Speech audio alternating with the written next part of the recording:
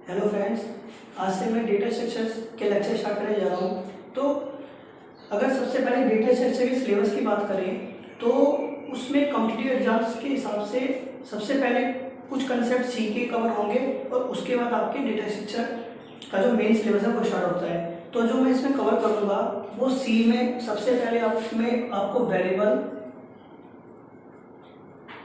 And storage class, उसके बाद हम डिस्कस करेंगे फंक्शन एंड रिकर्शन, फिर उसके बाद करेंगे array, pointer and structure,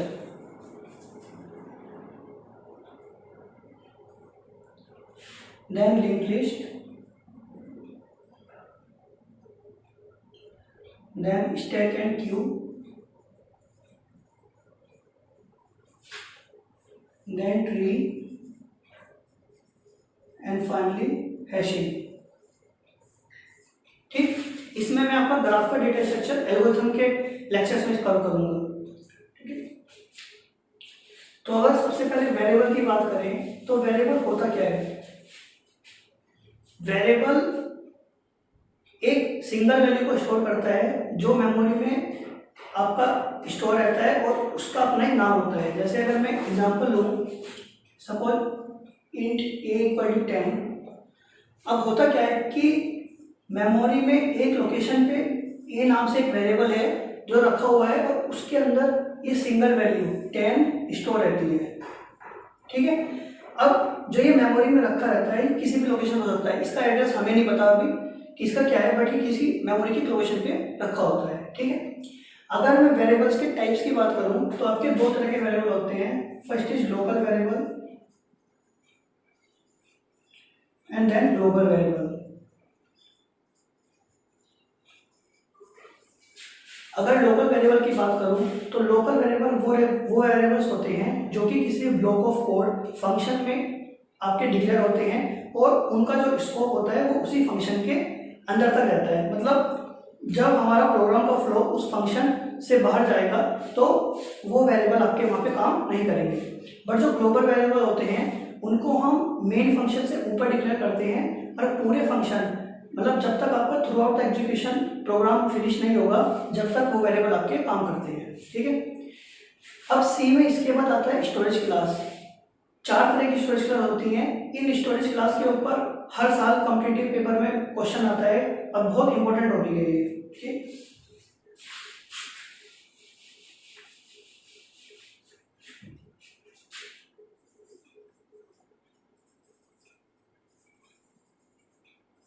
storage class की बात करूं तो सी में चार तरह की स्टोरेज क्लास हैं, जिसमें पहली होती है ऑटोमेटिक, देन रजिस्टर, फिर static and final external. Okay, अब अगर मैं इन सब की इनिशियल वैल्यू की बात करूं तो इनिशियल वैल्यू ऑटोमेटिक और रजिस्टर स्टोरेज क्लास की गार्बेज होती है।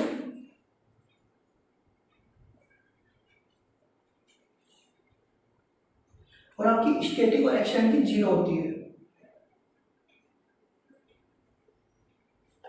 ठीक है, इसके बाद हम बात करेंगे इन चारों की स्टोरेज लोकेशन की।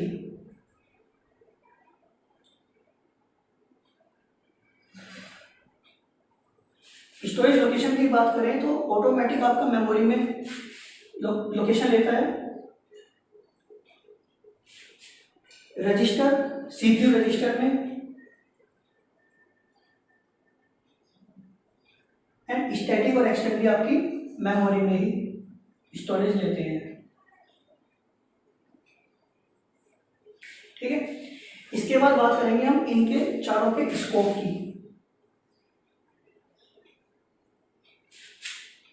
अगर मैं आपकी स्कोप की बात करूं तो ऑटोमेटिक का स्कोप होता है लोकल टू ग्लोब, मीन्स जब तक कोई ऑटो वेरिएबल जब तक उसके ब्लॉक का एग्जीक्यूशन चल रहा है जब तक ही वो आपका काम करता है। ठीक है, तो अगर मैं इसके स्कोप की बात करूं ऑटोमेटिक की तो वो होता है लोकल टू ब्लॉक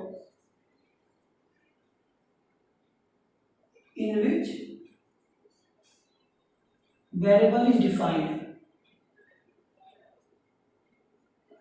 ठीक है। रजिस्टर का भी सेम यही होता है, ठीक।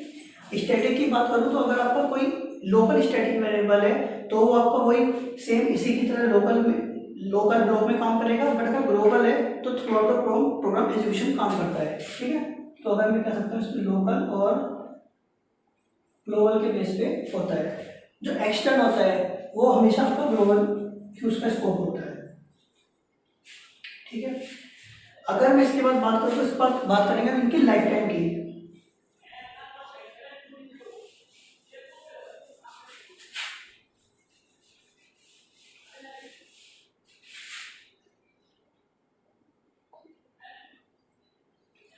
अगर मैं आपके इनके लाइफ टाइम की बात करूं तो जब तक कंट्रोल इनके ब्लॉक में रहता है जब तक ही इनकी ऑटोमेटिक स्टोरेज क्लास की लाइफ टाइम होती है, ठीक है। तो till the control in the block, ठीक है। रजिस्टर का भी लाइफ टाइम सेम ही होती है जो ऑटोमेटिक की होती है। अगर स्टैटिक की बात करूं तो इसकी लाइफ टाइम, अगर आप फंक्शन कॉल कर रहे हो तो फंक्शन कॉल के दौरान भी इसकी लाइफ टाइम बनी रहती है, ठीक। तो कह सकते हैं कि persist between various function calls, ठीक है। और अगर मैं एक्सटेंड की बात करूं तो एक्सटेंड की लाइफ टाइम जब तक आपका प्रोग्राम चलता रहता है, जब तक प्रोग्राम का एग्जीक्यूशन चलेगा, जब तक इसकी लाइफ टाइम रहेगी। Till the execution of programme,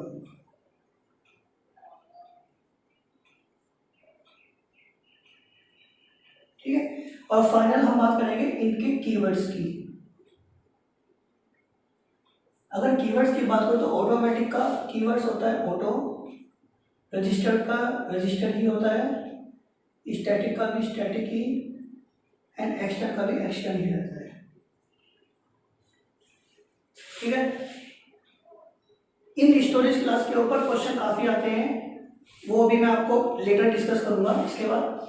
और नेक्स्ट टॉपिक है सी में ऑपरेटर्स।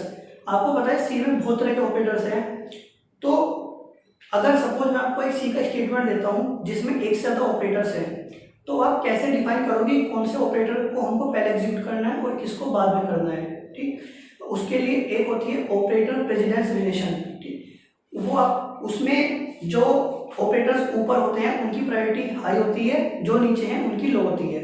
उस टेबल के बेस पे ही हम डिसाइड करते हैं कि किस ऑपरेटर को हमको पहले एग्जीक्यूट करना है और किसको बाद में करना है। तो इसको तो बोलते हैं प्रेसिडेंस। अब एक और चीज होती है ऑपरेटर में, वो होती है एसोसिएटिविटी। सपोज मैंने आपको एग्जांपल दिया a plus B into C plus D. अगर मैं इसमें देखूँ तो इसमें आपके जो एडिशन वाला सिंबल है, ऑपरेटर है, वो आपको दो जगह यूज हुआ है। तो आपको कैसे पता लगेगा कि आपको लेफ्ट वाला पहले यूज करना है या फिर राइट वाला?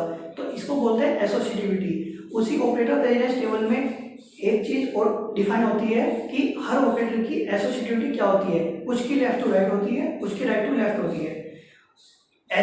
ऑपरेटर टेबल प्रेसिडेंस टेबल का मैंने लिंक आपको डिस्क्रिप्शन बॉक्स में दिया हुआ है, उसको एग्जाम में नोट कर लेना, क्योंकि जब हम आगे के क्वेश्चन सोल्व करेंगे तो उसमें उस टेबल का बहुत यूज होगा, ठीक है। अब हम नेक्स्ट लेक्चर में देखेंगे फंक्शन के बारे में, डिफरेंट टाइप्स ऑफ फंक्शन, और फंक्शन की हमें जरूरत क्यों पड़ी, उसका फायदा क्या है, ठीक है। सो फ्रेंड्स, प्लीज वीडियो को लाइक करें, अपने दोस्तों के साथ शेयर करें, चैनल को सब्सक्राइब करें और साथ ही साथ नोटिफिकेशन बेल आइकन को पुश कर लें। उससे फायदा ये होगा कि आपकी कोई वीडियो मिस नहीं होगी, वरना तो मैं आगे बढ़ता जाऊंगा और आपकी वीडियो मिस होती रहेगी, तो उससे आपका भी पढ़ने का फ्लो टूट जाएगा, उसमें फिर आपको भी मजा नहीं आएगा। इसलिए वो भी जरूर पुश कर लें, उससे आपको ही फायदा होगा। Thank you guys.